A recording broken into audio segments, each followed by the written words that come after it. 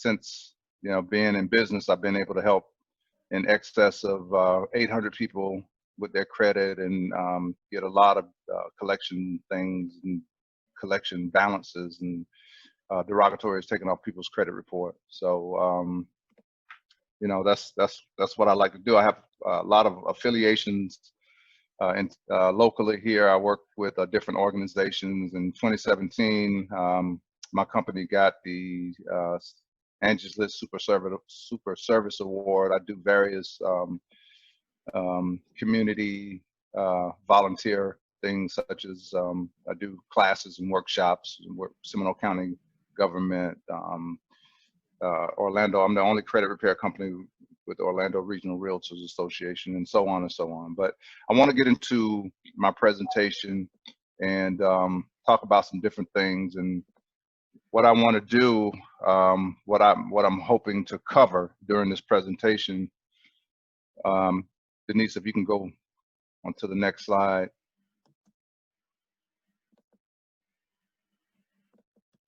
So, let me back it up one. So what I want to cover, what is a credit score. We're going to talk about what the components of a credit score, the effects of a low credit score, elements of a credit score. We're going to dispel some credit myths, and I'm going to also discuss some ways to improve your credit score. We have some poll questions that we're going to circulate out there and ask for your participation in. We have some emailed questions that were emailed in earlier that we'll go through and get through those. And then like Denise mentioned, we're going to we'll get into a Q&A. And then I'll maybe talk a little bit about my services and a little bit more about what I do and what it looks like to work with me as far as from a professional service standpoint. Okay. Denise, you can. All right. So credit scoring. Hit it again, please. All right. So what does a credit score mean? So the credit score determines how much money you can borrow and how much interest that you're going to pay on that, that you'll end up paying on those funds that you borrow. Okay. So each score is specific to the credit bureaus. I'm sure everybody is familiar with the three major credit bureaus out there. You have your Equifax, you have Experian, and then you have TransUnion.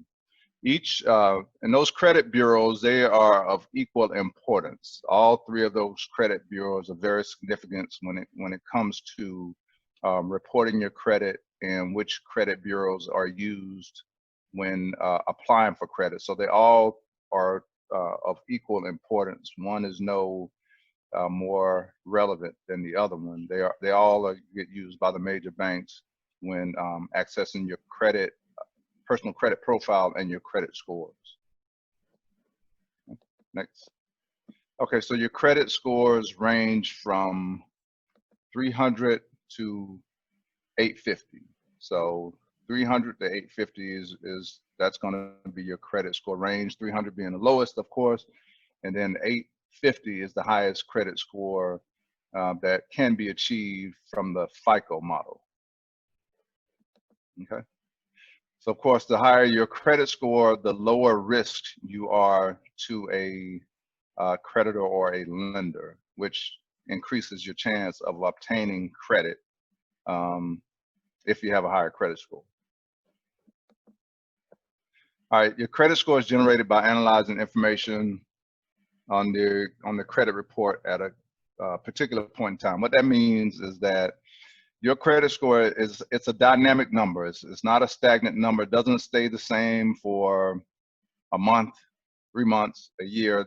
That number can change depending on what is reporting on your credit report at the time they run your credit score. So it's basically a snapshot where a formula or algorithm is plugged into your credit report at that particular point in time of what's being reported, and then they come up with that number. So, I mean, that being said, your credit score can change week by week. It can even change in a day, considering what's being reported on your credit report at that time. And different companies, different creditors, they report at different times of the month. There's not a one specific day of the month when everything reports. They can report at different times of the month.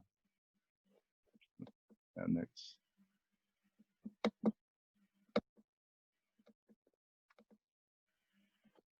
All right, so basically what your credit score is telling a lender, what they're looking for is what are the odds that this consumer will default on this loan or this finance vehicle that I issue to this client within a 90-day time span. So in essence, the credit score is they're trying to gauge what's the likelihood that if I loan this person, if I approve this person of this credit, what's the likelihood that they will default within a 90-day time frame. So just to give it some perspective, if someone has a credit score that's above an 800 credit score, that tells a lender or creditor that there's a 1,292 to 1 odd that this consumer will default on this loan. And if you go down to, if a credit score is between a 500 and a 600, excuse me, that's if you get approved at all, which in likelihood you won't. But what that is in essence saying is that, so the odds go from credit score being above 800 to a 1,292 to 1 odd, then that odd drops, those odds drop to an 8 to 1 that this person or this consumer will likely default on this account if they were to be approved. So it's a huge fall off, and the odds increase. Therefore, the odds of being able to get approved goes down as your credit score goes down. And that's just kind of giving you a perspective in the eyes of an underwriting department, in the eyes of a decision maker and the lenders. Okay.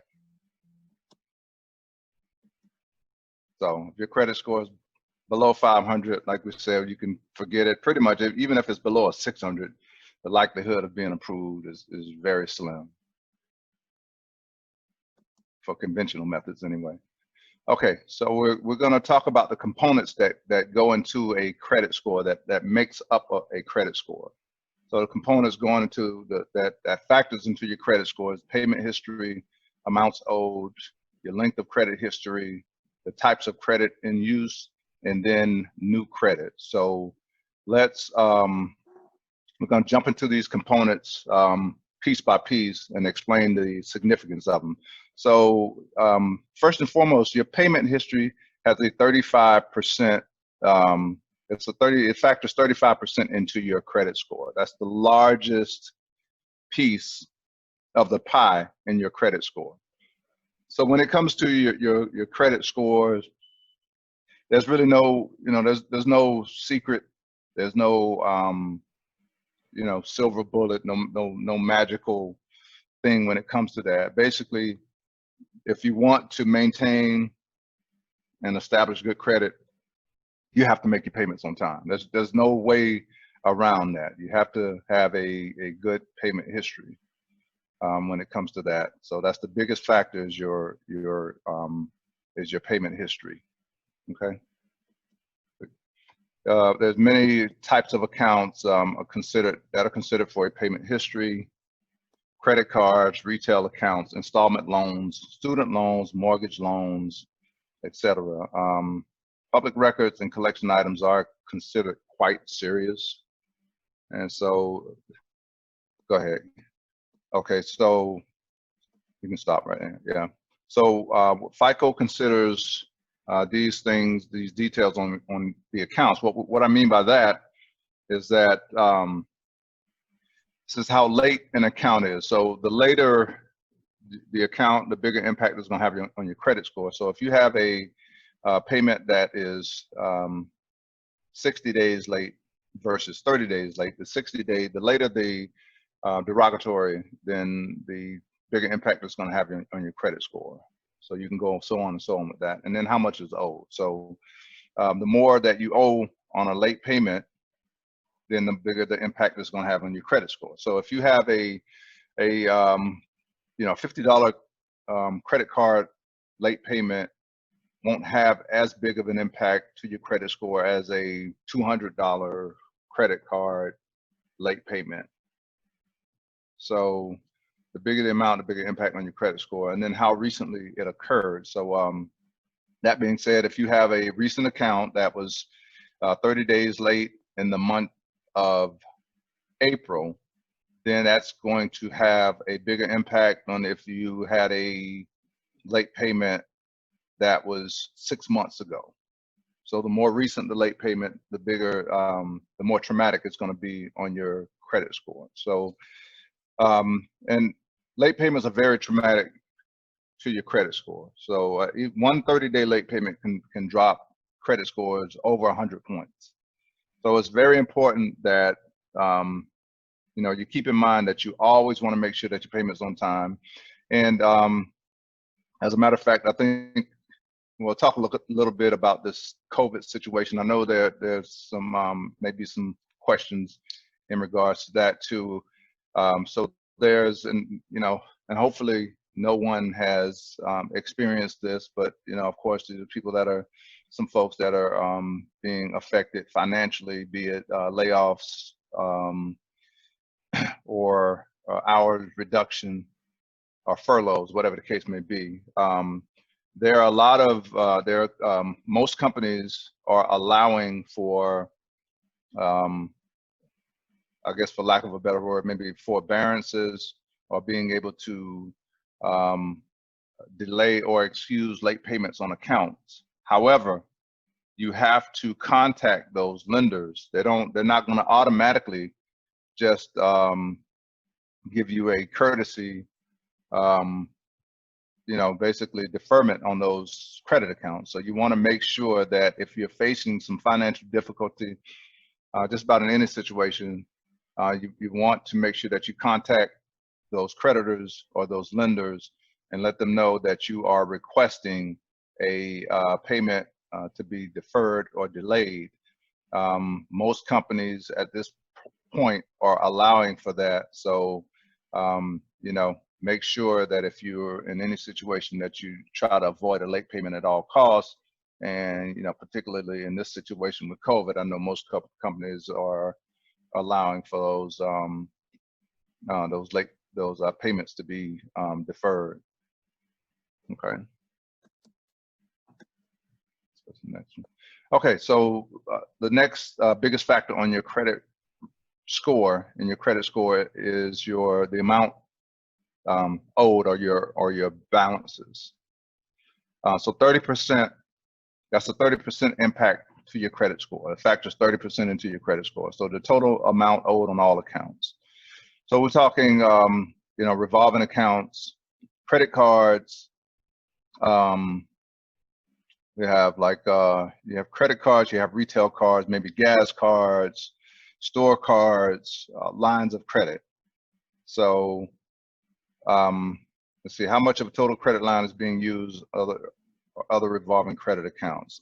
All right, so so the higher the amount that you owe, then the bigger impact it's going to have on your credit score. So and the rule of thumb is that anytime you exceed 30% of the limits of your credit accounts, is going to have a negative impact on your credit score. If you have a credit card that has a $1,000 limit, anytime you go above $300, which is 30% of the $1,000, anytime you go above that $300, you can expect to take a hit on your credit score. Okay, and it's not just your overall. Even if you have multiple revolving credit accounts, even if just one of those accounts is above that 30% threshold and the other accounts are maybe below or lower, just having that one account with a high credit balance can have a negative impact on your credit score. So it's important that all of your, for the most part, your revolving credit accounts across the board are paid down and keeping it under that 30%. Okay, so I want to also kind of distinguish between the two types of accounts, which you have revolving accounts, and then there's installment accounts. So again, like we mentioned, a revolving account is an account such as credit cards, retail cards, lines of credit, that when you pay those balances down, then your available credit goes back up. So as you pay that, it continues to revolve. You pay the balances down, your available credit goes back up, and then it cycles again. You pay it down, your available credit goes back up. Now, when it comes to an installment account, such as an auto loan, a personal loan, a mortgage, etc., on those accounts, once you pay off those accounts, then it automatically closes. So your revolving accounts, pay them down, available credit goes back up. Installment accounts, you pay the account off, it automatically closes. That being said, a revolving account has a bigger impact to your credit score than would an installment account. So if I had a $25,000 auto loan, it's not going to have as big an impact on my credit score. Let's say if I had a $2,000 credit card, because that revolving account, that shows a more disciplined consumer by managing that revolving credit versus an installment account that once you pay it off, it automatically closes. So hope that makes sense to everyone. All right. Okay, so length of credit history has a 15% impact to your credit score. When we say length of credit history, we talk about how long your credit accounts have been established. So the more seasoned, or the longer that you have a credit account, then the bigger impact it's going to have, a positive impact that it has on your credit score. Sometimes if you have accounts that you've had for a long time and you don't want to be, you're no longer using those accounts, you don't want to be tempted on, going back and charging up a retail card or credit card or something, I would highly recommend, keeping those old accounts active, so that you can receive the benefits, because you're receiving the benefits of having those aged accounts. Okay, so you don't want to close those accounts, especially if you are in the process of trying to obtain some type of major financing. So if you're trying to purchase a home or buy a car, get a business loan, etc., make sure that those older accounts, that they're in place. You don't want to close those. You're benefiting from those, and especially you want to make sure that and especially if they don't have any derogatory history on those accounts. So that you want to keep active. And again, that's a 15% impact to your credit score. Okay, let's go to the next one. Okay, so now 10% of your credit score is based on the types of credit that you have in use. What that means is that you want to try to have a diverse mix of credit accounts on your credit profile. So you don't want just credit cards. You don't want just maybe auto loans or just a mortgage. You want to try to diversify your credit profile. You want to have, I would say, a rule of thumb, you want to have maybe 3 revolving credit accounts, a couple of credit cards, and then maybe like a retail card. You can throw an auto loan in there, a personal loan, and then you want to round that off with a mortgage. Okay, so usually, if you all things considered equal, if you have 2 consumers, one has a diverse mix of credit with no negative history, one has just maybe strictly credit cards, again with no negative history, then the individual who has the diverse account more than likely is going to have a higher credit score because of the diversity in their credit account. Now, the other thing too, what really rounds out that diversity on your credit account is a mortgage. Like I said, I've been doing this business for 5 years. I've looked at thousands of credit reports. I haven't seen a credit report yet that was into the 800s, that cracked the 800 credit score that didn't have a mortgage on it. So that's one of those unwritten rules that they don't really, you don't hear too many people talk about that, but when you're rounding out your credit, so as you add mortgages to your credit reports, then usually your credit score is going to go higher. But again, my point is a diverse mix of credit makes for a stronger and higher credit score. Okay. Denise, can we do I'm sorry. Actually, after this, Denise, we'll do the first poll question. Okay, let's go to the next.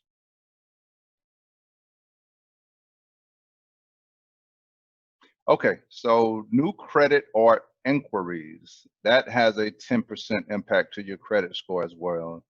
And this is more of a negative, from a negative perspective versus a positive.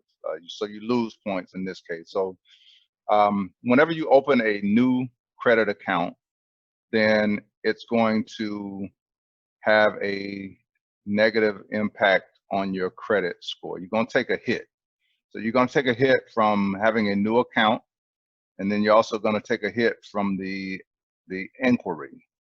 Okay, so usually it takes a couple of months of established payment history in order to recover or to gain or to get the full benefits by having those credit accounts.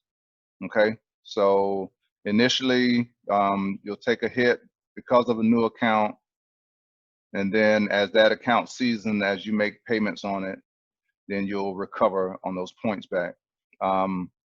And then also the inquiry, you're going to take a hit from having a hard inquiry when you open up a new account. Okay, now let's talk about inquiries. There's two types of inquiries. There's hard inquiries, and then there's soft inquiries. And everybody kind of freaks out whenever they see inquiries on their credit report. I don't discuss inquiries a lot when I'm working with my clients because they have such a small impact to a credit score, which is relative though. It depends on the I guess the depth of the credit profile. So the more credit items or entries that you have on a credit report, then the less impact an inquiry is going to have on your credit score. So if you have a credit profile, you don't have a lot of accounts on there, you maybe just like 2 or 3 credit accounts on there, then an inquiry will have a much bigger impact on your credit score than somebody who has a deep credit profile with a lot of seasoned credit accounts that's been established for years. So, and the difference between a hard inquiry and a soft inquiry, a hard inquiry occurs whenever you apply for something. So whenever you apply for something, that's going to be a hard inquiry, and a hard inquiry has a negative impact to your credit score.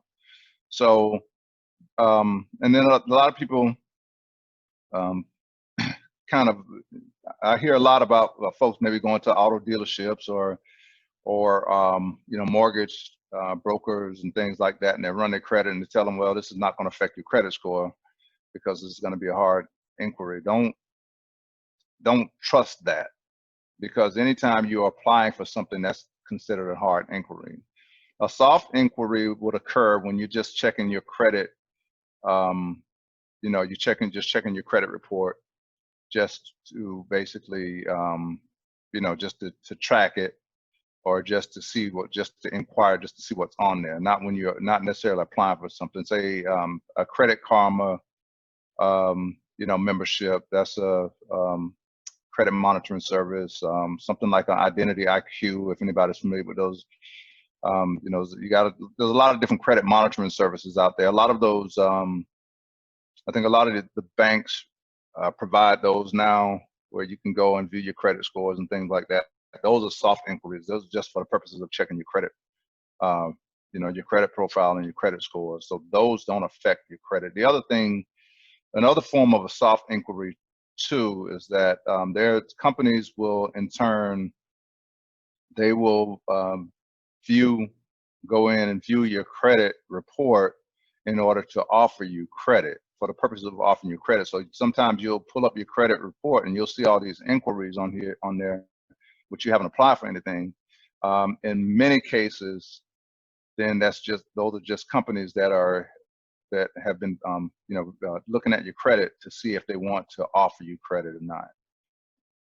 So and the other thing as well I want to mention in regards to inquiries, when it comes to applying for a mortgage, then multiple inquiries will only count as one in about a 45-day time span. So you have you're allowed about 45 days, and it's for auto and mortgage. You're allowed about 45 days to shop around to where multiple inquiries are just going to count as one.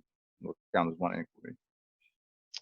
Okay, so Denise, let's get into our first poll question. Let's have a little fun with this.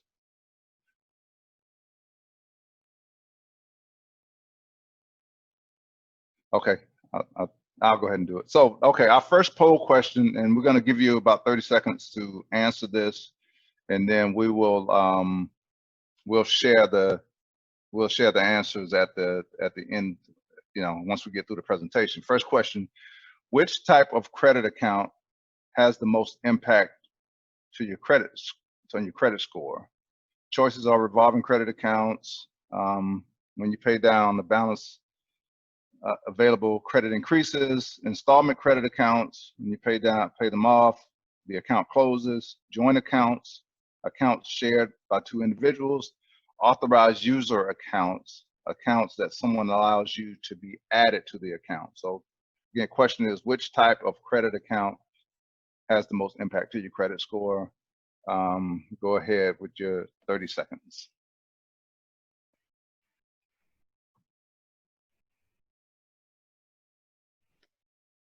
Everybody hasn't taken the poll. Can you just select one of the answers,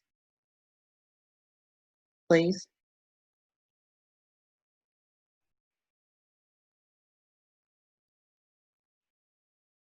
Waiting for a couple more people.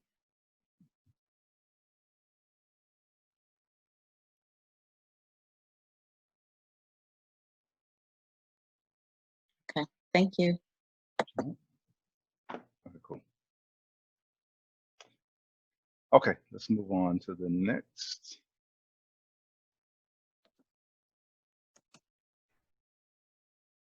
Okay, so now let's talk a little bit about how long does delinquencies stay on a credit report.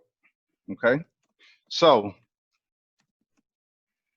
Chapter 7 let's talk about bankruptcies first. Chapter 7 bankruptcies can stay on your credit report for 10 years, and that's 10 years from the filing date or 10 years from the date of, gosh, what's that called? Discharge. So 10 years from the date of discharge or from the filing date is how long a Chapter 7 bankruptcy can stay on a credit report. So what a Chapter 7 bankruptcy is when they wipe out all of the debt completely. So that'll stay, from 10 years. Now, that being said, Chapter 7s bankruptcies can be deleted from your credit report prior to that if they're disputed or challenged the right way. So there's many occasions I've gotten a lot of bankruptcies taken off of folks' credit report. However, it's still public record. So even though if you're trying to, in the process of trying to purchase a home and you want to get if you get a Chapter 7 removed from your credit report, it's still a public record. So the chances are the lender is still going to do a public record sweep and find that bankruptcy. But bankruptcies don't have that after about 3 years, which is considered the seasoning term. So after about 3 years, a bankruptcy is considered seasoned, and it doesn't have a negative impact to your credit score. So even if you have a bankruptcy, and if it's been discharged for those 3 years with a Chapter 7 with a bankruptcy, is no longer impacting your credit score. As a matter of fact, you may even be benefiting by having a bankruptcy on your credit report after it's been seasoned, because you now you fall into a different category of consumer, in which your credit profile is now being compared with other individuals who have experienced bankruptcy. So you're no longer being in the same category as folks with perfect credit. So now you fall into a different category, which in turns you may have a higher credit score if there's no other derogatory stuff on your credit report. Sort of like being graded on a curve. All right. With a Chapter 13 bankruptcy, Chapter 13 is more like the where the court orders payment arrangements. So you've been in payment arrangements for like 3 years, and then you go back to regular payments after the 3rd year. So with that stays on, can stay on your credit report. So it's the same thing, really, like 10 years. So it's 3 years, 7 years from the date that the bankruptcy or the payment arrangement was paid. So after 7, so the payment arrangements is usually for 3 years. You got those 3 years, and then another 7 years from the date that's been paid, that the bankruptcy can stay on your credit report. So that's 10 years as well. All right, tax liens and judgments, they no longer report on credit reports. So you shouldn't ever see another tax lien or judgments or things like that to turn up on a credit report. Although there's still public record, there's still stuff that would be in the courthouse, but those no longer turn up on your credit report. Late payments and collections can stay on your credit report for 7 years. So, and that being said, the 7 years, the clock starts ticking on the date of the last payment. So 7 years from the date of the last payment is how long a collection account or a late payment can stay on your credit report. Again, just to kind of talk a little bit about that, and I'll just come back to that. Charge-offs, 7 years from the date of your first late payment. So a charge-off basically is when a creditor or company charges off, writes off those your collection balances into their books, and they take it off their books, and they write it off for tax purposes. Now, charge-off, they will still attempt to collect a charge-off. They can still legally collect a collection, even if it's charged off. It's just that they've already written it off their books, and they've gotten the tax benefits for it. And usually after a charge-off, they usually sell them to third-party debt collectors, collection agencies. Okay, so back to late payments. So the thing about late payments is that after 24 months or 2 years, a late payment no longer affects your credit score. So if it's been 2 years since on a particular account that you've had a late payment on it, then after those 2 years, it's no longer affecting your credit score. Inquiries, we talked about inquiries. Inquiries can stay on your credit report. They fall off after 2 years. Okay.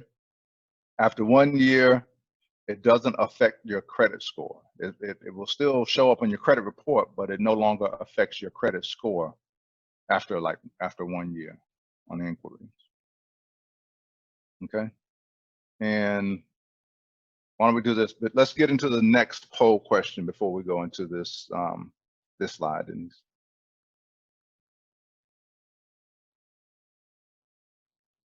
Okay, our second poll question. Everybody, please try to answer it within those 30 seconds. So, how often is your credit score calculated? And is it every month? Is it every week? Is it every time you run your score? Every time you run your credit score? Or is it every time something negative hits your credit report? Okay, so let's answer that for our second poll question.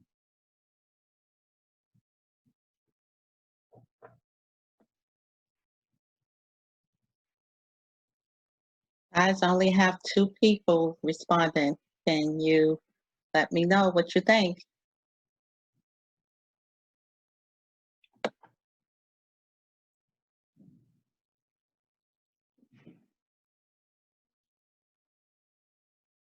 It's thunder.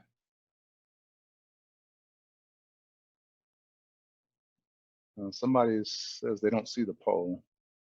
Jill Robbins.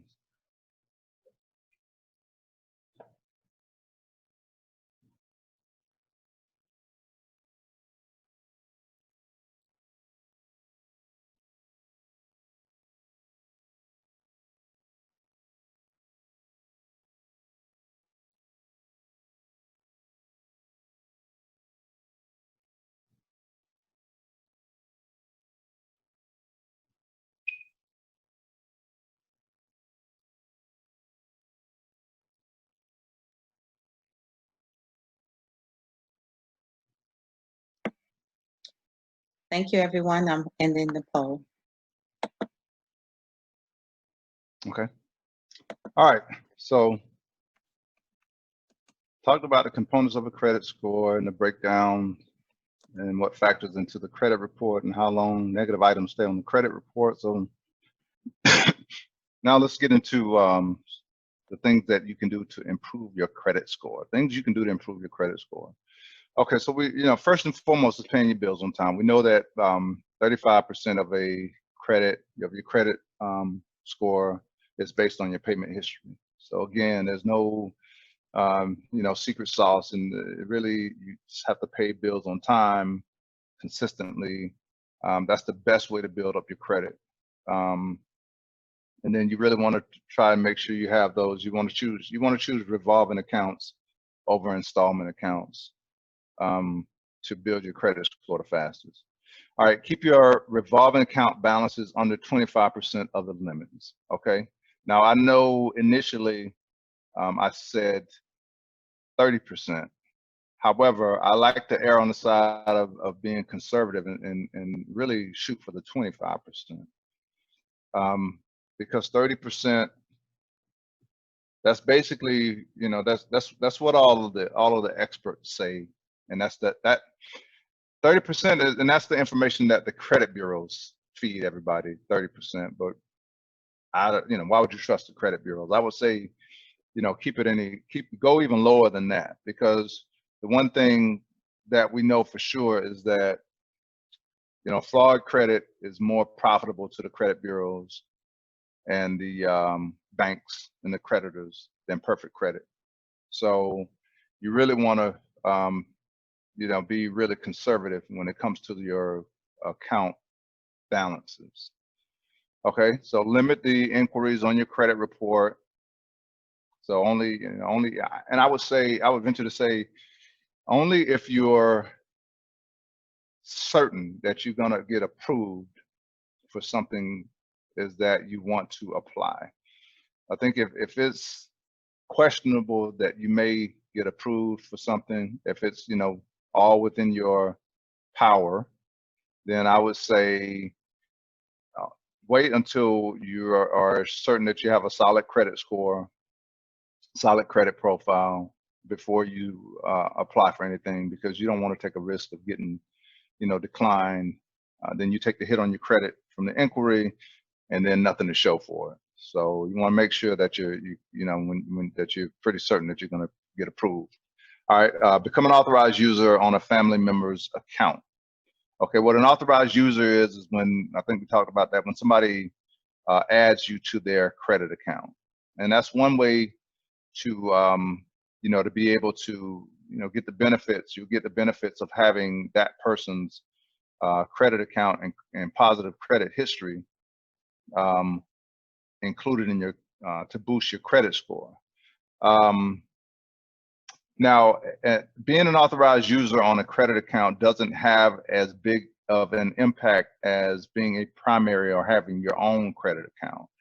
I never advise anyone to become authorized users. I always, when I'm working with someone, I have other options that I recommend to establish primary accounts versus authorized users, because what happens too with an authorized user account, if that person defaults on that account, then you are going to it's going to hurt your credit score. So you won't have the benefits of being, accessing that account, being able to use it. However, you're taking all the risk in case that person defaults on that account.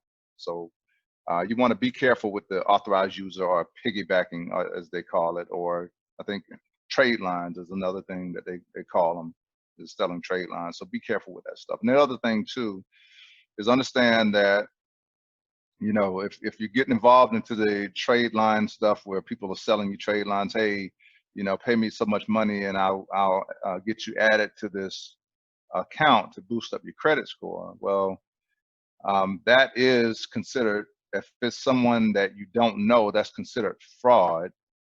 And I'm not, the credit police, nothing like that, nor do I know of anyone who has been, got in any type of trouble. But legally, that is a form of fraud, and it's in my opinion, it's not worth it, because there are other ways that you can boost your credit without having to be added to, someone else's account and take that risk. Now, I have heard of individuals who it has worked for, but for me and my recommendations, then I usually steer people away from the authorized user accounts. And the other problem with that too is that most lenders will not accept an authorized user account being factored into your credit score. So if you go to a lender, you're an authorized user on an account, and it's not an immediate family member, when they calculate that credit score, they will factor out any points that would have become from being an authorized user on that account. So be careful with that part of it. Okay, increase your credit limit. So we know that anytime you go above that 30%, that's going to have a negative impact to your credit score. So one thing you can do is increase your credit limit, and then to push that percentage back down under that 30%. Now, the only caveat to that is that when you go to increase your credit limits, they're going to run your credit, and you're going to take a hit as far as an inquiry goes. So if you're going to request an increase in your credit limits, you want to try to make sure that, again, you want to be certain that you're going to get approved to be able to have those credit limits increased. I mean, if even if you have an established account, if your credit score and your credit report is not up to par, then you're still taking a risk of being declined from that request for an increase on your credit limits. Okay. The other thing that you can do to improve your credit score is to identify and remove negative, inaccurate, unverifiable information from your credit. It says credit score from your credit report. Okay, so any negative information that's on your credit report can be challenged, especially when it comes to collection and things like that. I would recommend, before you pay any type of collection, anytime there's something, any negative information on your credit report, challenge it. Just because the information is being reported, and just because it's your account, does not mean that the creditor, or as they call them, the data furnisher, has or is able, that they're able to verify and validate that information that they're reporting. So any information that's reported on your credit report, by law, they have to be able to verify it, they have to be able to validate it, and they have a 30 to 45 day time frame in order to do that. And if they can't do that within that allotted time, then according to the guidelines of the Fair Credit Reporting Act, FCRA, Ruben, I see you out there, that information can come off your credit report. So before you pay any collection accounts, you make sure you challenge that stuff to before you pay anything, before you settle anything. Make sure that stuff is challenged, and you'd be surprised. A lot of times you can get that. A lot of times that it comes off. If it's disputed in the right way. The last thing you can do, or you can call Credit Repair Florida. That's what we do. That's what I do. Is basically I work with my clients. I put go through their credit reports. I put a plan together with them, and then I draft letters. I send them to the creditors, credit bureaus, third-party debt collectors, and I even get the regulatory agencies involved if it's necessary. So I have a really aggressive process, and you're able to see results within the first 30 days. And you can go to my Google profile. We have between Google and Angie's List, we have over 150 5-star reviews. So we've been able to really make a difference and make some of our clients happy and put them in a better space when it comes to credit. Okay. So let's do the final poll question, Denise.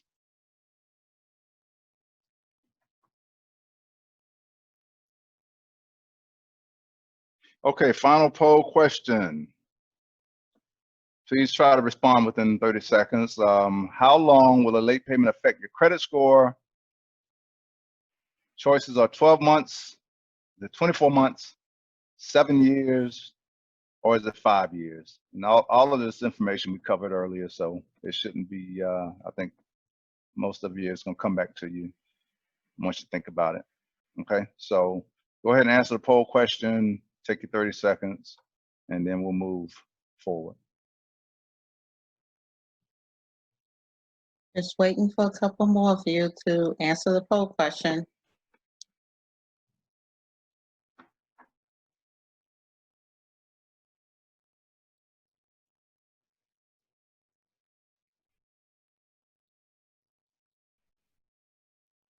Okay, thank you. I'm ending the poll. Okay.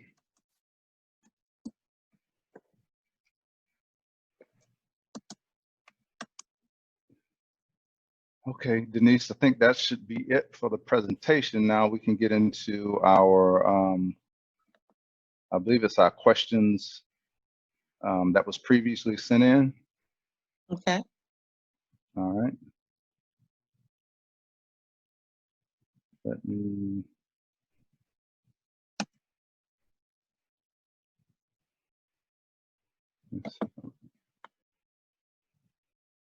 find it. Where is it?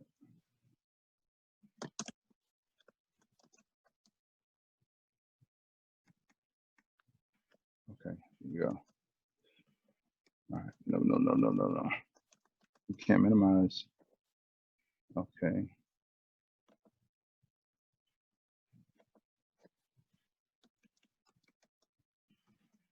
Give me 1 second here. Let me find that. All right. Where did it go? That's not it.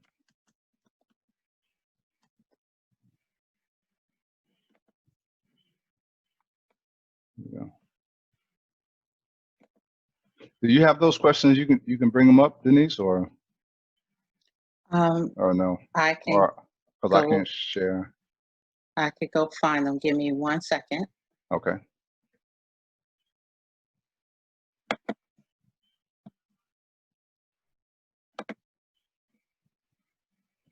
Open for me.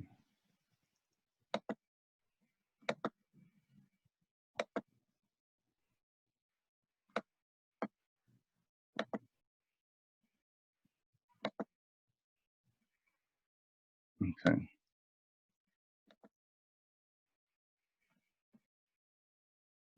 In the meantime, everyone, while I get the questions that Tim is speaking of, I am going to put the post test in the chat. So if you can, again, do the same thing that you did in terms of the pre-test, if you can answer the post test, and the post test is the same as the pre-test, but now you know all the answers. So if you can please And if you don't see the post test in the chat, just let me know, but it should be there now.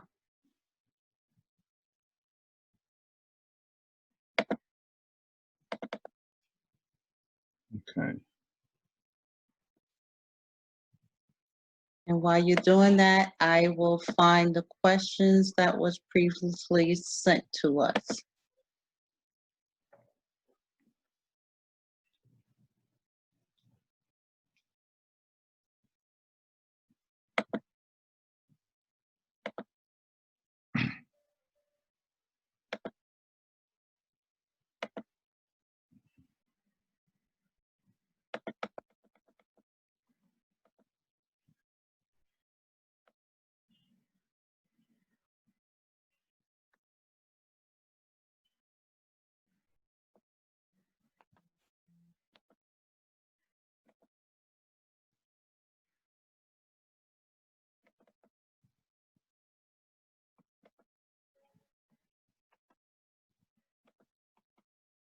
Again, please put in the post test.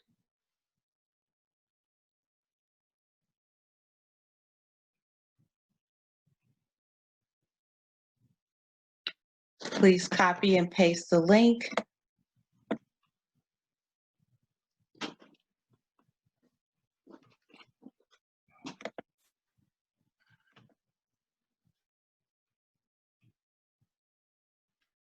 Do you see the post test now?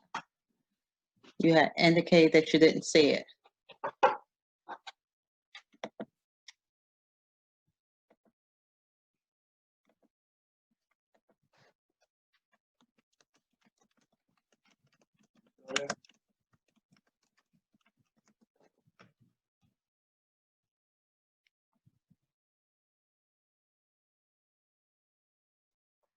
Thank you, Ruben.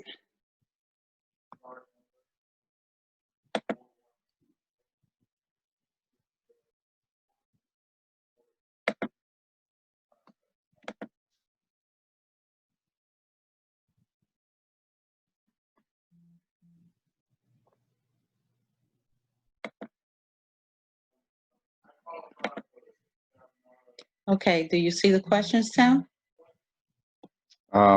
Hold on for a second here. Yes, I see him. Mm-hmm. Do I need to make the screen bigger or? Well, let's see. Yeah, I can't see all of them, but no big deal. I have them. Was it, how many did we have up? Was it just the 6 altogether? It was 6, yes. Okay, I got them. I see them all. No problem. You see them? Okay. Yeah. Okay. So we have some questions that were sent in earlier by some of our attendees out there, and we appreciate your engagement and participation. Thanks a lot. These are some really great questions. So I'm going to go through these. We couldn't answer all of them due to time constraints, but we'll go through the ones that we feel like that we could get through and you know, provide some relevant answers for. And the first question we have, it says, if you are successful with having a collection removed off your credit report, but the response that the debt collector provides is this account is closed, is this the same as that they are no longer collecting on this debt? So I guess the answer to that, if you have if you're successful removing a collection off your credit report, I think at that point I would then any letters from the credit bureaus, not credit bureaus, I'm sorry, any letters from the collectors, any attempts by the debt collectors, I would no longer worry about, because usually when a collection has been removed, deleted from a credit report, there's a reason behind it. Chances are some information may not have been reported accurately, or the record keeping could have been compromised to where they couldn't validate it in the time frame that it was requested. So once it's been removed from a credit report legitimately, then I wouldn't worry about that coming back onto the credit report. And then it says that the debt collector provides the account is closed. Is that the same? They're no longer. So no, and the second part of the question is that if the debt collector is saying that account has been closed, then no, that's not the same as that they're no longer attempting to collect on the debt. When they report that an account is closed, it's just that usually that means that they're no longer going to be adding any type of allowing any more activity on that particular credit item. So usually that means that they won't be adding any more collection anymore to the balance, and also they won't be allowing any type of credit activity to maybe use that credit account or to reduce the balance on that account. That at that point they're requiring it to be paid in full. Okay, second question says, I believe that no one under any circumstances should ever pay a third-party debt collector. If your belief is different, under what circumstances do you believe that you should negotiate a debt payoff? Yeah, I mean, well, we'll just put it this way. Anytime you pay a collection account, the only time, in my opinion, that you're going to pay a collection account is that you're getting something for it. You're getting something out of it. So if the creditor agrees, I guess the first option is that if they agree to delete that credit report, that credit account or the collection account from your credit bureau, then I would agree, happily agree to settle on that credit account. Okay. If that's not the case, if they're not agreeing to take it off your credit report, then the next option, in my opinion, or if they agree at a substantially reduced amount for that collection account. So if they're going to, and my rule of thumb, usually if it's anywhere, say 50% or below the credit account. So if they would accept 50% or below of that credit account, then that's the third option that I would maybe pay a credit account.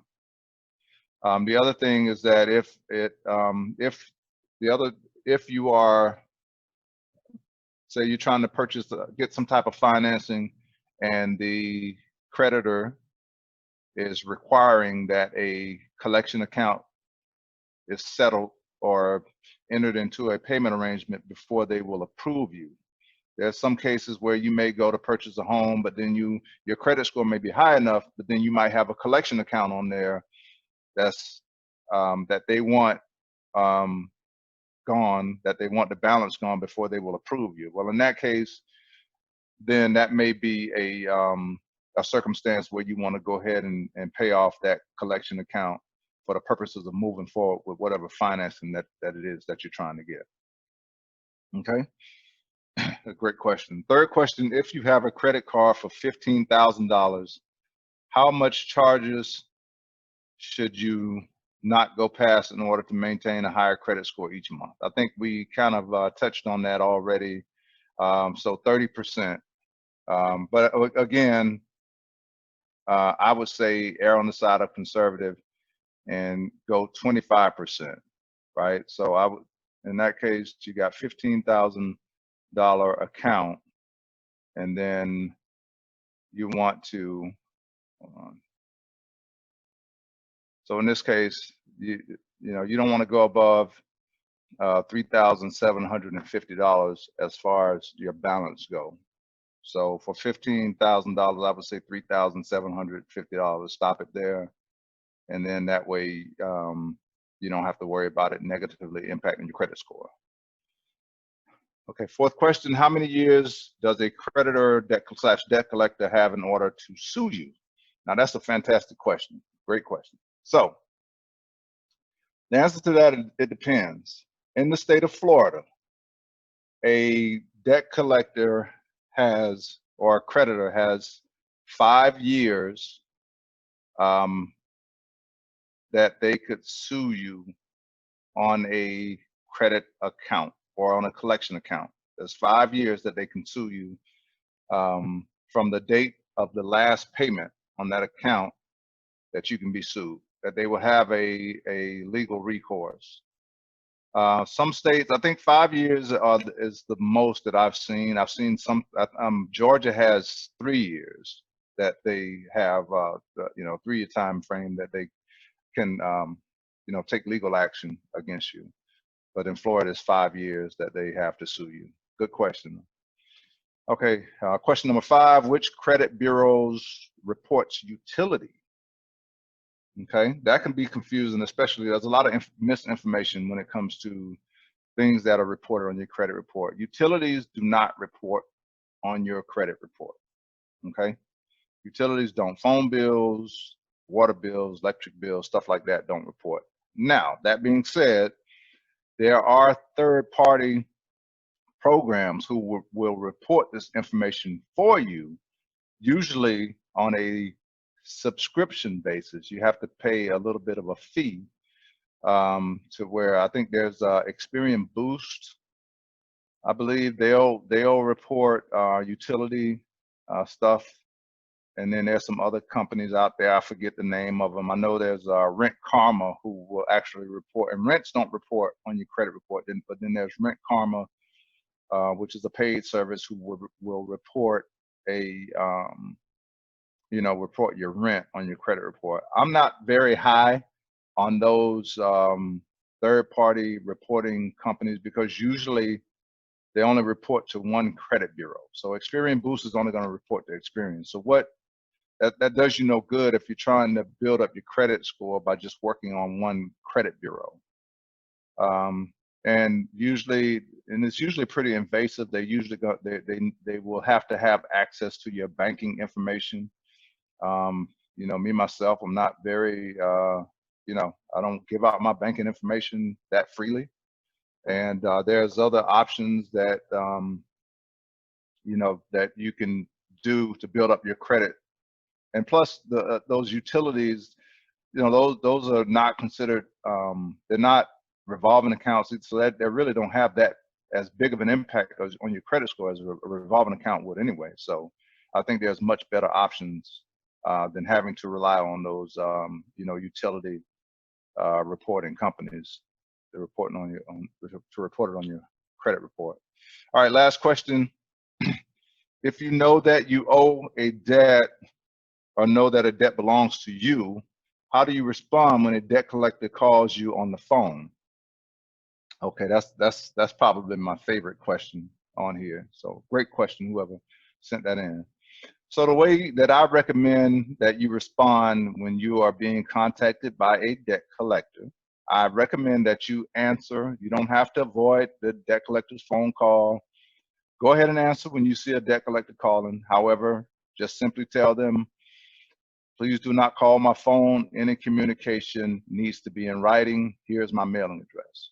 So you want any communication coming from debt collectors to be in writing. There are many cases there that, because what happens is that if they violate your rights, then you have a much stronger case if it's documented.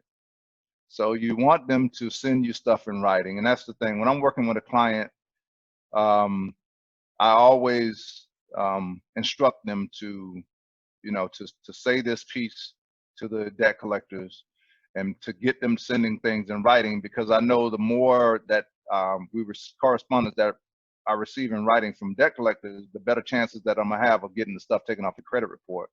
Because a lot of times they like to threaten and do things to consumers that are illegal. And if we can, and sometimes they're dumb enough to do it in writing. And, you know, when they do that, I can use it to build my case to get the stuff taken off the credit report. So great question. You know, even if the debt belongs to you, then, but if debt collectors are calling, and I would, you know, I would try not to get into any type of, you know, verbal sparring with these debt collectors, because they're professionals, and that's what they do. And they will, you know, they'll kind of trick you into compromising some of your rights under the Fair Debt Collection Practices Act. When you have those, you know, back and forth with them, sometimes they, you know, they try to make you upset, antagonize you, so you can say something that's going to compromise your rights. So it's really, you know, to put it on a more even playing field, you want everything to be in writing. And even if and the other thing too is that if you enter into an agreement with them, and it turns out that, you know, that they go back on the agreement, well, if it's not in writing, then they never said it. So any communication with debt collectors, you want it to be in writing. Okay. So thank you for those questions. Those of you who sent those in. Okay, it looks like I have a question in the chat. All right. So I have a question in the chat. Let me go through this one. Let me go through this one as well. So the question is it legitimate to still be pursued by collection agencies from debt you owed over 20 years ago? Meaning it's seen the debt keeps being picked up from collection agencies. No, that's not legitimate. Anytime, again, in collection after 5 years, there's no recourse for them to legally collect. There's no legal recourse to collect on that debt. And then after 7 years, then that debt shouldn't even be on the, it should fall off your credit report. Okay. So if it's past the, you know, the 5 years, I mean, I've never seen where it's illegal for them to attempt to collect the debt. However, there's no, you know, you're not obligated to pay any debt after the 5 years. Only for the purposes, if it's after 5 years and prior to those 7 years, only for the purposes of having it, you know, taken off your credit report. Do you want to pay it? Or yeah. So I hope that answers your question from Stacy. Okay. And let's see. Okay, I guess this takes us into our Q&A part of it. Let's see, did I have any more? All right, no problem, Stacey. Thanks for the question. Okay. All right, so we want to go into the poll answers while anybody, if I want to come up with some other questions, let's jump into the poll answers real quick, and then we can come back to, in case there's some more questions out there. All right. And let's see. You want to bring up the poll questions? Well, Denise, can you go over the poll answers and the question?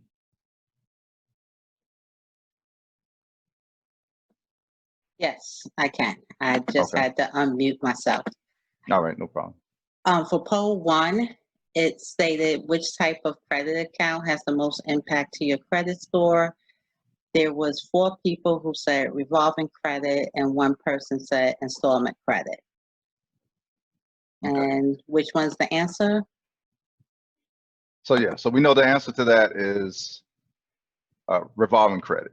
Revolving credit has a bigger impact to your credit score, because revolving credit shows a more, in the eyes of a lender and in the eyes of the credit bureau and the eyes of creditors, it shows a more disciplined consumer, because you have to manage those credit accounts. You have to manage those. Unlike a installment account where you pay, like, once you pay it off, it closes. So with a revolving account, you have to manage those. You're having to manage that credit and that available credit and those credit limits, and it shows a more disciplined consumer.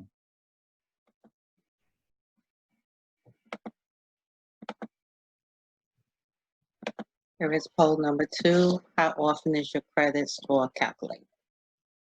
Okay, so we got every month. We got 32 people said every month. We got 3 people that said every week, which is 50%. 2 people is 33%. Every time your credit, you run your score, we had 1 person at 17%. And then every time negative hits your credit report, 0. Oh man, I'm a little disappointed on this one.